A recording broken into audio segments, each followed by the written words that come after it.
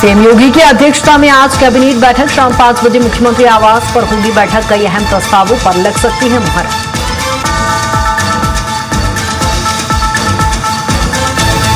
CM Yogi Adityanath के गोरखपुर दौरे का तीसरा दिन। गोरखनाथ मंदिर में की पूजा अर्चना, जनता दर्शन में सुनी लोगों की समस्याएं। कई परियोजनाओं की सौगात दी योगी।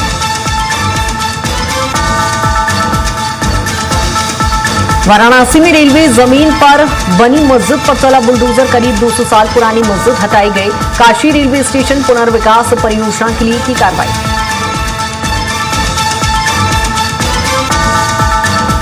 प्रयागराज में एक ही परिवार के 4 लोगों की हत्या। करोड़पति कारोबारी पत्नी, बेटी और बेटी की संदिग्ध मौत। पारिवारिक रंजिश समेत कई एंगल पर जांच जारी।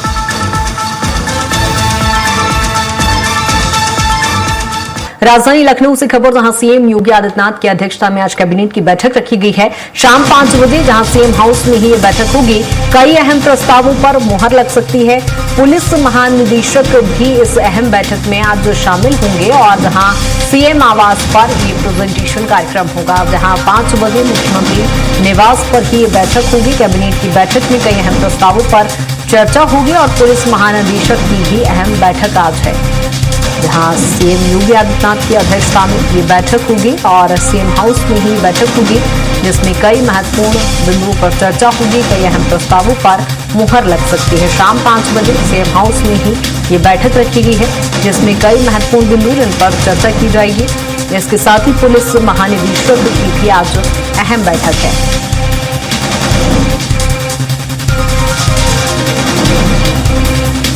जहां शाम 5 बजे मुख्यमंत्री आवास पर ही ये बैठक रखी गई है, जहां आपको बता दें कि कई अहम प्रस्तावों पर आज मुहर लग सकती है। कैबिनेट की आज बैठक है और ऐसे में कई ऐसे महत्वपूर्ण विषय जिसको लेकर आज कैबिनेट की बैठक में चर्चा होगी पूरे मंत्रिमंडल के साथ। शाम 5 बजे ये बैठक होगी और इसमें कई अहम प्रस्तावों पर मुहर लग सकती है। इसके साथ ही पुलिस महानिदेशक की अध्यक्षता में भी आज महानिदेशक की भी आज बैठक रखी गई है और ऐसे में दोनों ही बैठकें महत्वपूर्ण है, जहां सीएम योगी की अध्यक्षता में ये बैठक हुई है। और ज्यादा जानकारी के साथ पवन हमारे साथ जुड़ गए हैं। पवन, आज योगी कैबिनेट की बैठक के कौन से वो महत्वपूर्ण बिंदु जिन पर चर्चा होनी है? बिल्कुल, देखिए सबसे बड़ी बात है कि मुख्यमंत्री योगी आदित्यनाथ 3 दिवसीय दौरे पर गोरखपुर हैं और आज शाम को आएंगे और सरकारी आवास पर आज कैबिनेट बैठक। योगी आदित्यनाथ की अध्यक्षता में कैबिनेट बैठक में अभी जो सूत्रों के हवाले से जो जानकारी आ रही है वो करीब 16 ऐसे मामले हैं जिसपे आज कैबिनेट पे विचार मंथन किया जा सकता है। उसके सबसे मुख्य मुद्दा है जो शासकीय अधिवक्ता है, उन अधिवक्ताओं का भत्ता बढ़ता है, उनका वेतन कुछ बढ़ाया जा सकता है। चूंकि इसको लेकर के कई बार चर्चा हुई थी, योगी आदित्यनाथ के पास बहुत सारे लोगों ने पत्र भी लिखा था इसे लेकर के। और इसके अलावा कई ऐसे औद्योगिक मुद्दे हैं, 3-4 डिपार्टमेंटों के मामले हैं जिसको लेकर के आज की कैबिनेट में यह मुद्दा रखा जा सकता है, इस पर चर्चा की जा सकती है। चूंकि अब 2027 विधानसभा चुनाव काफी सन्निकट है, ऐसे में ये सरकार या संगठन, भारतीय जनता पार्टी के लोग, कार्यकर्ता, सभी लोग बिल्कुल चुनावी मूड में ही काम कर रहे हैं। चाहे कोई डिसीजन लेना हो, कोई क्रियान्वयन करना हो या जो भी योजनाएं चल रही उनके अंतिम रूप को लेकर के बहुत सारी ऐसी चीजें हैं जिसका ध्यान रखा जा रहा है। तो वो चीज कैबिनेट बैठक में भी दिख रही है, क्योंकि बहुत सारी ऐसी योजनाएं, बहुत सारे ऐसे डिपार्टमेंट के जो मुद्दे हैं उसको लेकर के योगी सरकार पूरी तरह से अब चुनावी मूड में काम कर रही है। चूंकि अब मात्र 6 माह बचे हुए हैं, ऐसे में अब लगता है कि चूंकि 2027 का विधानसभा चुनाव काफी सन्निकट है, इसके लिए लगी हुई है। जी बिल्कुल पवन, इसके साथ ही यदि देखें तो यूपी सरकार कहीं ना कहीं कानून व्यवस्था को लेकर जीरो टॉलरेंस की बात करती है। ऐसे में पुलिस महानिदेशक को लेकर भी यहाँ पर बैठक रखी गई है, कुछ उसका क्या कुछ प्रमुख उद्देश्य है? देखिए, सबसे पहले कि इससे पहले यहाँ पर कई सालों से यहाँ पर कार्यवाहक डीजीपी नियुक्त किए जाते थे कि अब कई बार विपक्षी दलों ने बहुत सारे लिखापढ़ी किए, बहुत सारा ऑब्जेक्शन किया। अब एक अस्थायी डीजीपी जो यहाँ पर डीजीपी राजीव कृष्णा जी थे, उन्हीं को फिर से अस्थायी डीजीपी के रूप में नियुक्त कर दिया गया। उसको लेकर के अभी कल एक प्रेस कॉन्फ्रेंस किया था उन्होंने। चूंकि पूरे प्रदेश का जो 1 साल पूरा हुआ है, उन सभी उनका कार्यकाल 1 साल का पूरा हुआ था, उसमें क्योंकि अभी तक की जो लॉ एंड ऑर्डर की जो व्यवस्थाएं थी, जो कार्यान्वयन क्रियान्वयन हुआ था, सरकार की तरफ से जो पहल हुई थी, उन सभी मुद्दों को लेकर के कल डीजीपी ने अपनी बात रखी थी। उस कड़ी में मुख्यमंत्री योगी आदित्यनाथ, चूंकि इससे पहले भी मुख्यमंत्री के पसंदीदा डीजीपी से माने जाते हैं, लेकिन सबसे बड़ी बात है अब उत्तर प्रदेश की जीरो टॉलरेंस की नीति मुख्यमंत्री योगी आदित्यनाथ बहुत पहले से इस पे काम कर रहे हैं। 2017 के बाद जब वो मुख्यमंत्री बने थे, उसके बाद से लगातार पूरे प्रदेश की जो कानून व्यवस्था उसको चुस्त दुरुस्त रखने के लिए मुख्यमंत्री योगी आदित्यनाथ लगातार तत्पर रहे, और उनका जो क्रियान्वयन, उनका काम करने का ढंग, बहुत सारे ऐसे प्रदेश है जहां पर उनका अनुकरण किया गया, उनका जो है नकल किया गया, और उत्तर प्रदेश में काफी सफल रहा। बहुत सारे ऐसे संगठित अपराध जो होते थे, मुख्यमंत्री योगी आदित्यनाथ ने काफी खात्मा किया। अभी हाफ इनकाउंटर को ले लीजिए, बहुत सारे इनकाउंटर भी है। मुख्यमंत्री योगी आदित्यनाथ ने साफ तौर पर भरे मन से ही कहा है कि अगर कोई व्यक्ति कहीं भी अपराध करता है तो अपने आप को बिल्कुल सुरक्षित समझे, कहीं न कहीं उसको अगर पुलिस नहीं मानेगा तो उसको और भी बहुत सारे जो रास्ते हैं वो पुलिस अपनाएगी, और उसको कहीं न कहीं उसे अपराध को दूसरे रास्ते पर ले जाने के लिए पूरा प्रयास करेंगे, और वही जीरो टॉलरेंस की नीति काम आती है। मुख्यमंत्री योगी आदित्यनाथ लगातार बिल्कुल पवन, जाहिर तौर पर कानून व्यवस्था के लिहाज से ये बैठक काफी महत्वपूर्ण है और इन दोनों ही बैठकों पर नजर भी बनाए रखिएगा। अपडेट आपसे लेंगे। फिलहाल बहुत शुक्रिया तमाम जानकारी के लिए। और वहीं सीएम योगी आदित्यनाथ के गोरखपुर दौरे का आज तीसरा दिन है, जहां सीएम एक्शन मोड में इस समय नजर आए। जहां सुबह गोरखनाथ मंदिर में पूजा अर्चना की, गौ सेवा की और बच्चों से मुलाकात की। इस दौरान उन्होंने गौशाला में पहुंचकर गौ सेवा की और मंदिर परिसर में बच्चों को चॉकलेट भी वितरित की। इसके बाद मुख्यमंत्री ने जनता दर्शन कार्यक्रम में लोगों की समस्याएं सुनी और संबंधित अधिकारियों को त्वरित निस्तारण के निर्देश दिए। वहीं आज गीड़ा यानी गोरखपुर औद्योगिक विकास प्राधिकरण को बड़ी सौगात मिलने जा रही है। मुख्यमंत्री योगी आदित्यनाथ उत्तर प्रदेश के दूसरे फ्लैटेड फैक्ट्री कॉम्प्लेक्स का लोकार्पण करेंगे और करीब 42 करोड़ 50 लाख रुपए की लागत से बने इस अत्याधुनिक कॉम्प्लेक्स से औद्योगिक विकास को नई गति मिलने की उम्मीद है।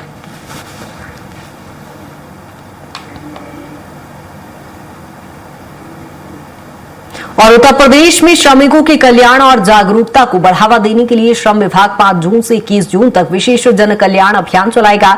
अभियान की तैयारियों को लेकर श्रम मंत्री अनिल राजभर ने समीक्षा बैठक कर अधिकारियों को आवश्यक दिशा निर्देश दिए हैं। प्रदेश व्यापी जन कल्याण अभियान के तहत 5 जून को विश्व पर्यावरण दिवस पर एक पेड़ मां के नाम कार्यक्रम के तहत व्यापक वृक्षारोपण किया जाएगा। इसके बाद 8 से 14 जून तक श्रमिक कल्याण योजनाओं के प्रति जागरूकता बढ़ाने के लिए विशेष अभियान चलाया जाएगा, जिसमें श्रमिकों को कई सरकारी योजनाओं की जानकारी दी जाएगी। वहीं 17 से 20 जून तक जिला स्तरीय प्रदर्शनियों का आयोजन कर विभागीय उपलब्धियों और जन कल्याणकारी योजनाओं को प्रदर्शित किया जाएगा। अभियान का समापन 21 जून को अंतर्राष्ट्रीय योग दिवस के कार्यक्रमों के साथ होगा।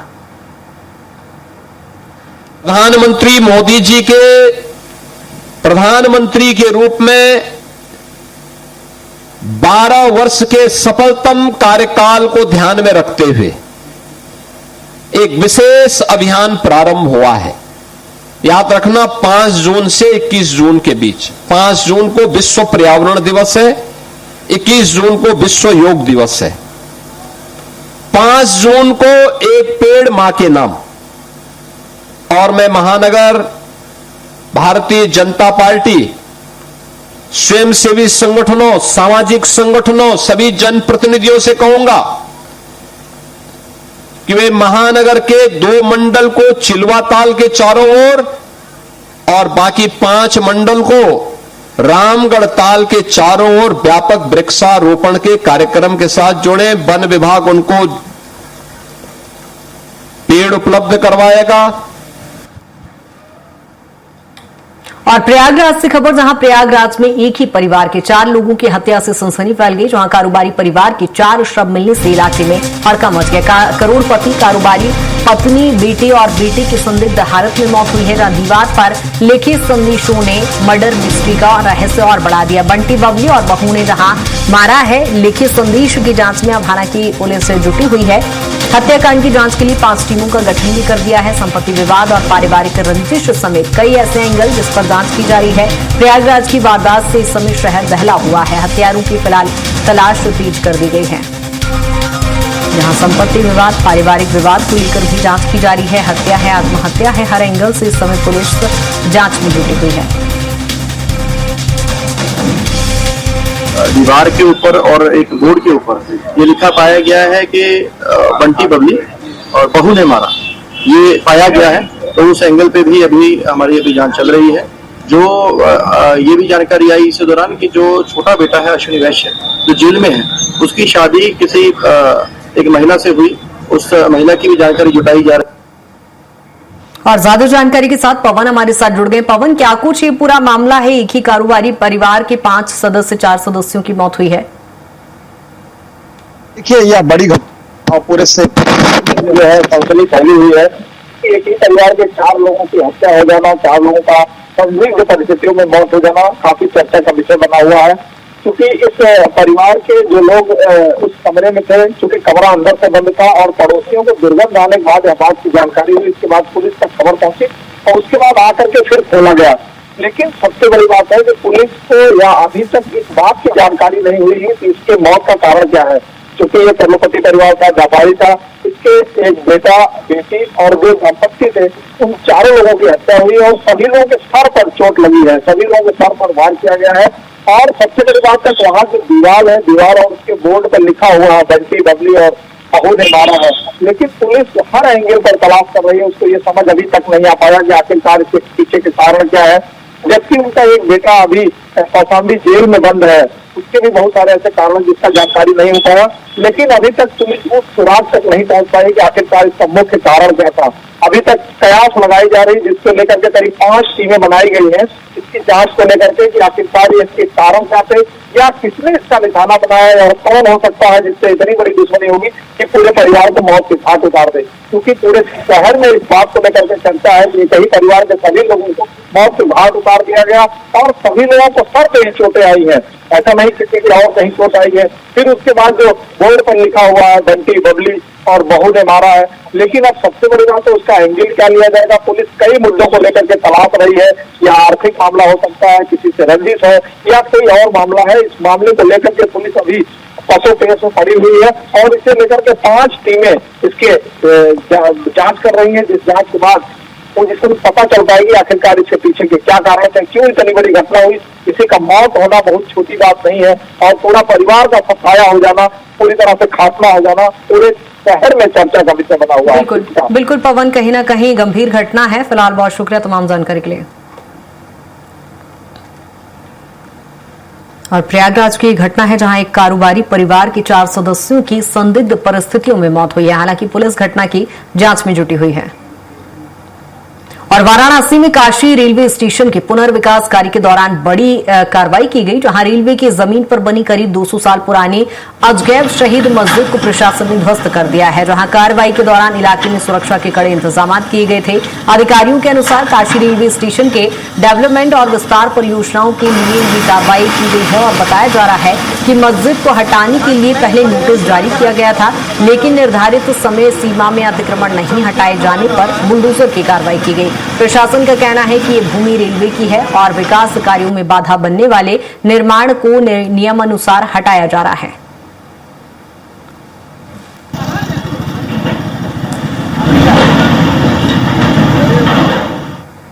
और यूपी लोक सेवा आयोग से जुड़ी बड़ी खबर आपको बता दें, जहां अपर निजी सचिव परीक्षा 2023 का मामला सामने आया। 331 पदों के लिए जहां एक भी अभ्यर्थी योग्य नहीं पाए गए हैं। परीक्षा में किसी भी अभ्यर्थी का चयन नहीं हुआ। लिखित परीक्षा के बाद जहां हिंदी आश्लेखन हुआ, द्वितीय चरण परीक्षा में कोई सफल नहीं हुआ।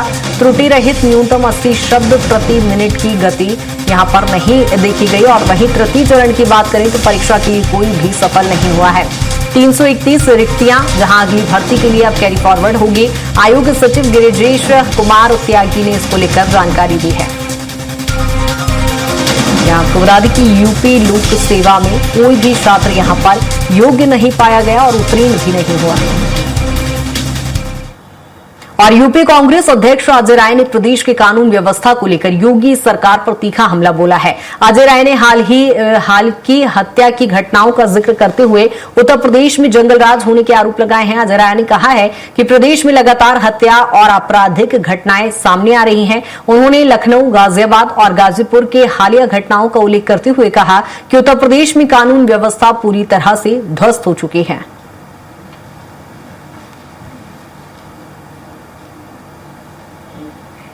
तो निश्चित तौर से मैं लखनऊ हूँ। आज लखनऊ में बड़े मंगल का बड़ा महत्व है, जेठ के मंगल का। तो मैं एक जगह से सुंदरकांड करके यहाँ आया हूँ जो अपने हजरतगंज में हनुमान जी का मंदिर है, और इनसे मंगल कामना करता हूँ कि पूरा प्रदेश पूरा देश सुखी हो, संपन्न हो। और जो आज लोग परेशान हैं, आज जिस तरीके से नीट की परीक्षा में पेपर लीक हो रहा है, CBSE के पेपर लीक हो रहे हैं, आज नौजवान बच्चे परेशान हैं। निश्चित भगवान उनको ताकत दें, बल दें, ताकि वो बच्चे आगे अपनी और तैयारी करें, और सरकार को बुद्धि दें, जो कि सरकार पूरी तरीके से इन सब चीजों को बेच रही है, बर्बाद कर रही है।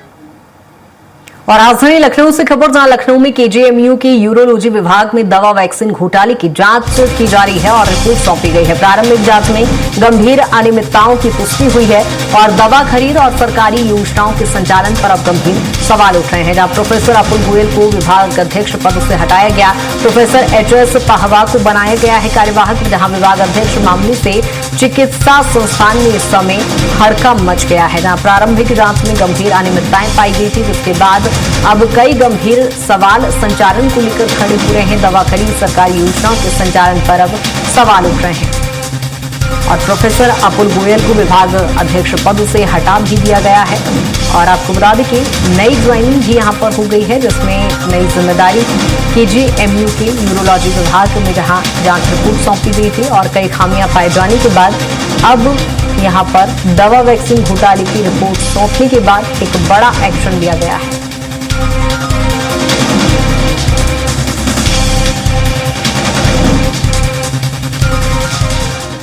और राजधानी लखनऊ में ग्राम प्रधानों को प्रशासक बनाने के आदेश पर विवाद गहरा गया। राज्य सरकार के आदेश को हाईकोर्ट में चुनौती मिली है। जनहित याचिका में 25 मई के आदेश पर सवाल उठ रहे हैं। हाईकोर्ट ने राज्य सरकार से जहां जवाब मांगा है, आज लखनऊ बेंच में मामले की सुनवाई होनी है, जहां राज्य सरकार के आदेश को हाईकोर्ट में चुनौती मिली थी, जिसके बाद जनहित याचिका में 25 मई के आदेश पर अब गंभीर सवाल खड़े हो रहे हैं। जहां आपको बता दें कि हाईकोर्ट ने राज्य सरकार से जवाब मांगा था।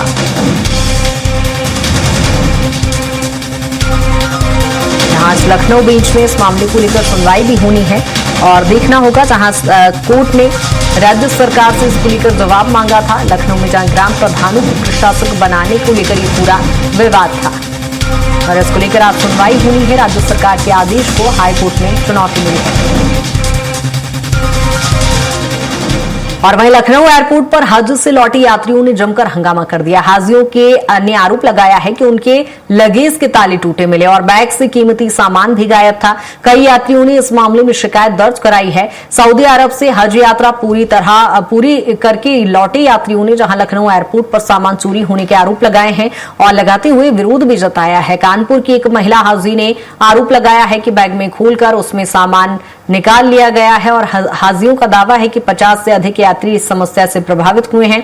फिलहाल संबंधित एजेंसियों और एयरपोर्ट प्रशासन ने मामले की जांच शुरू कर दी है।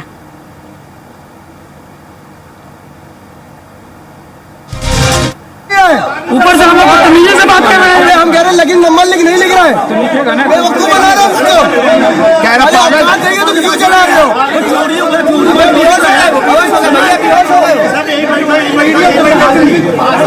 परेशान करा जा रहा है हाजी को। हाजी साहब का सामान एक मिनट हाजी साहब का सामान गायब हुआ। ये बेचारे देखो गिर के बेहोश हो गए हैं बेचारे। एक सामान नहीं मिला, 8 सामान बाकी है। कोई ये देखिए, ये कर्मचारी देखिए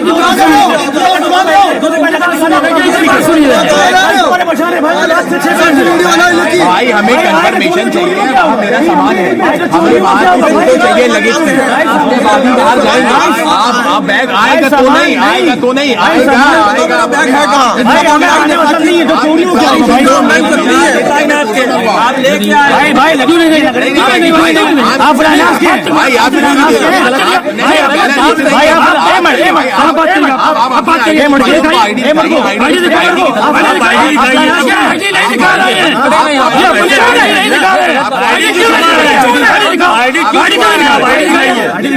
आप आईडी दिखाइए ना, आईडी दिखाइए, आईडी दिखाइए,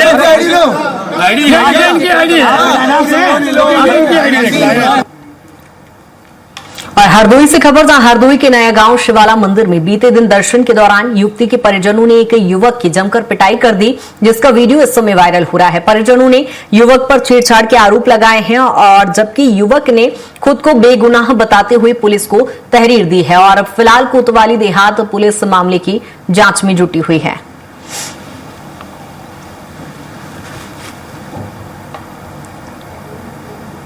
और घटना का ये वीडियो भी सामने आया है, जहां युवक के साथ परिजन मारपीट करते हुए दिखाई दे रहे हैं। दरअसल युवक पर छेड़छाड़ के आरोप लगाए हैं। हालांकि युवक ने अपने आप को बेगुनाह बताया है और पुलिस में शिकायत भी दर्ज कराई है। दरअसल मंदिर का ये पूरा घटनाक्रम है। और रुक करेंगे फरीदाबाद का, जहां फरीदाबाद में अवैध निर्माणों के खिलाफ जिला नगर योजनाकार विभाग का अभियान लगातार जारी है। इसी कड़ी में मंगलवार को विभाग की टीम ने कैली गांव के पास संचालित किए जा रहे अवैध देवांश ग्रीन गार्डन और वेंकट हॉल पर बड़ी कार्रवाई की। कार्रवाई के दौरान किसी भी प्रकार की अप्रिय स्थिति से बचने के लिए भारी पुलिस बल मौके पर तैनात रहा। विभाग द्वारा 2 से 3 बार तोड़फोड़ की कार्रवाई की जा चुकी थी। इसके बावजूद संचालकों ने दोबारा निर्माण कर गार्डन और हॉल का संचालन शुरू कर दिया। विभाग की ओर से कई बार नोटिस जारी कर अवैध निर्माण हटाने और गतिविधियां बंद करने के निर्देश दिए, लेकिन नियमों का पालन नहीं किया गया। नियमों का उल्लंघन करने वालों के खिलाफ भविष्य में भी सख्त कार्रवाई की जाएगी।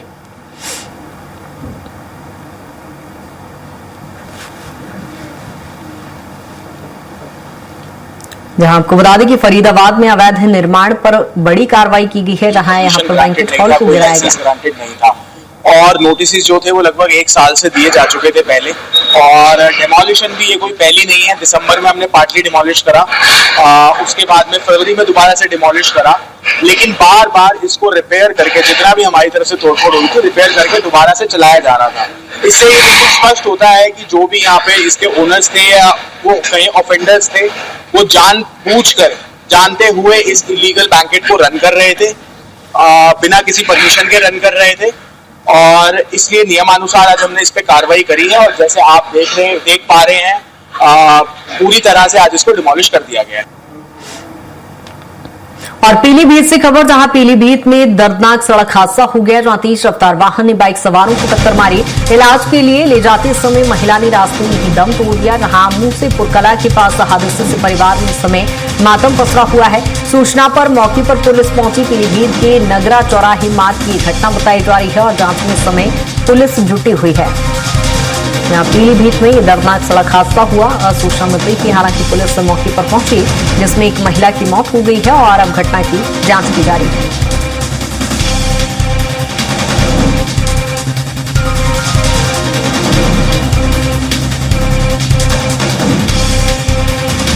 और तेज रफ्तार वाहन ने दरअसल बाइक सवारों को टक्कर मारी थी, जिसमें एक महिला गंभीर रूप से घायल हुई। जब इलाज के लिए उसे ले जाया जा रहा था, जहां रास्ते में ही महिला ने दम तोड़ दिया।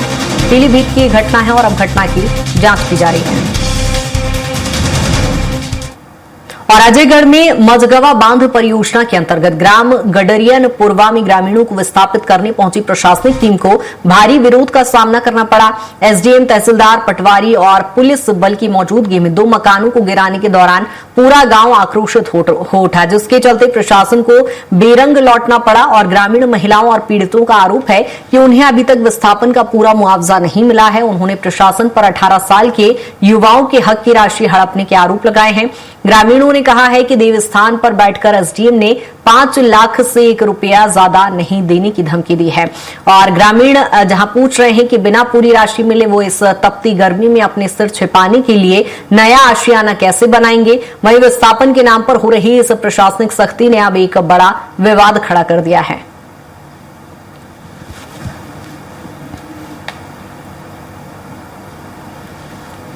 दिन के गिराएंगे या कब तक हाथ लगाओगे, कब तक तुम जो है सो बचाओगे। किसने धमकी दी है?